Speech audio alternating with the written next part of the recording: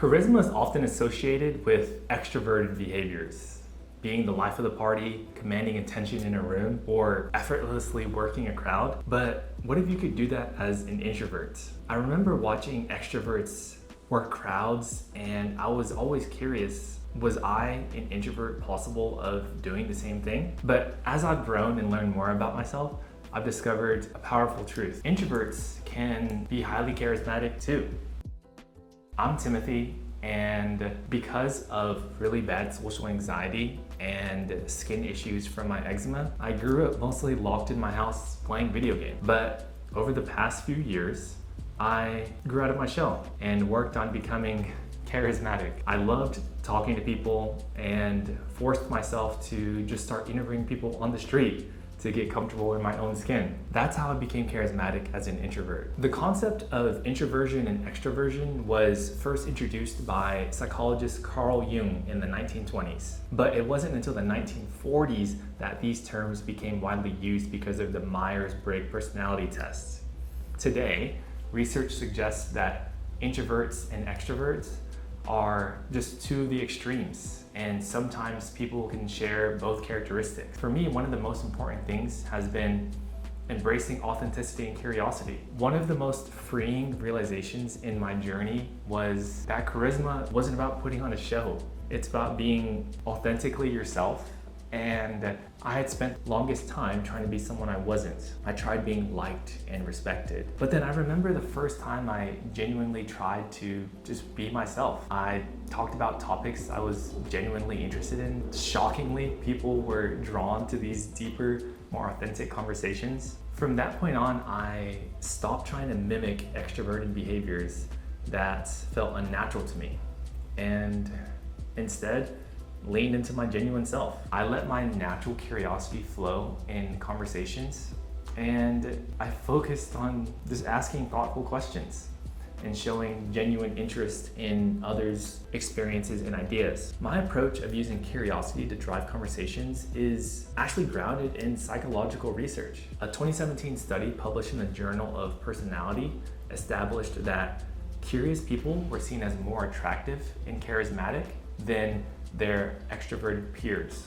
This approach not only took the pressure off me to be the center of attention, but also created meaningful connections. I found myself just having fascinating conversations about people's passions, their challenges, their dreams. I feel like people were drawn to my authentic self, and that made building authentic relationships that much easier. But being authentic and curious isn't the whole formula. There is this aspect of being present through mindfulness in these conversations that can really help you bring out that authenticity. Because of my eczema and introvertedness, I had crazy social anxiety.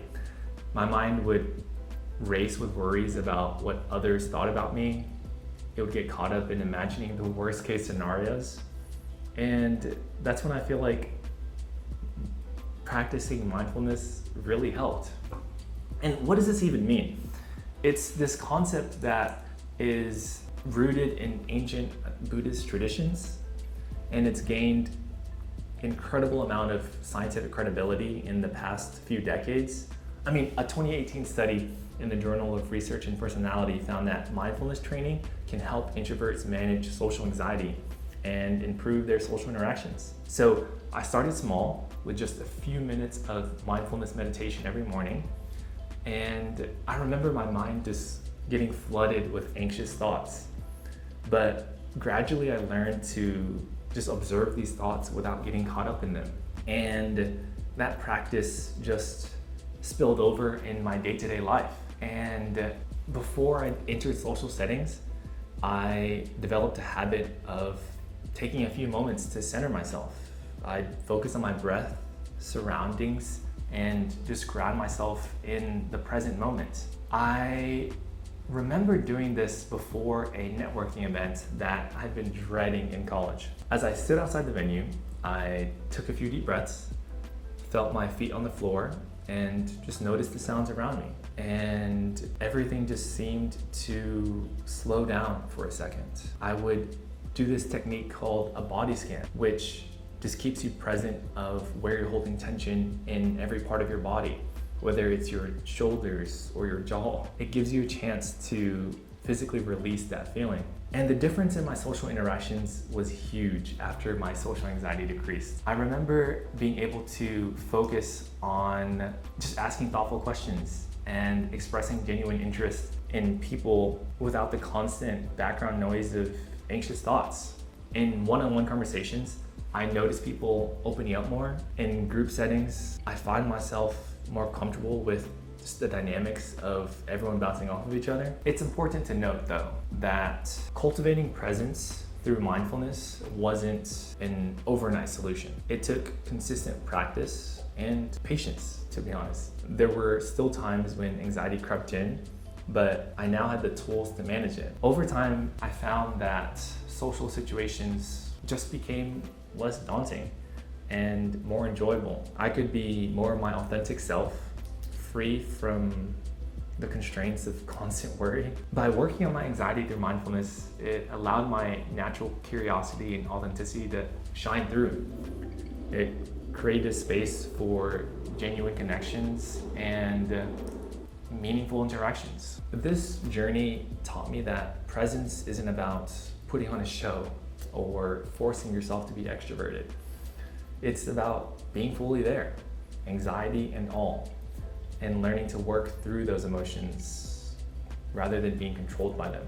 For introverts struggling with social anxiety, it can definitely be a powerful tool. And it doesn't change who you are at your core, but it does help clear away the anxiety that blocks you from being your true self at times. And that charisma and that authenticity is there in you, as hard as that is to believe.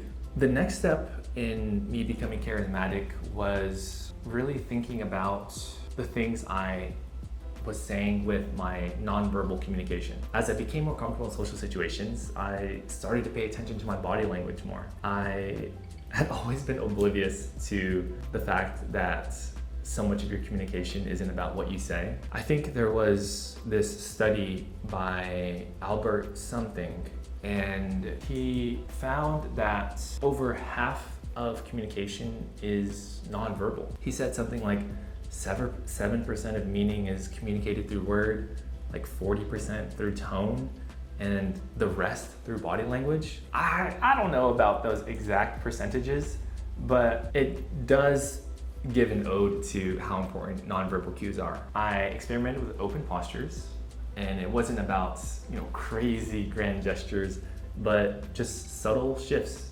opening up your hands so people can see them, relaxing your posture a bit, not being so tense. A great place to work on your body language as an introvert is actually a date. Dates are a great place because you get to look at someone else's body language, and you also get to pay attention to yours and how that's coming across. Something like a genuine smile can really lighten the mood of a conversation, and it's crazy how when you actually do it with your whole face, someone lights up right back at you. And I think the power of a genuine smile is backed by research too. I think there was a study done in 2019. I think it was published in the Journal of Cognition and Emotions, and it found that genuine, authentic smiles can improve social bonding, and people perceive it as being more warm.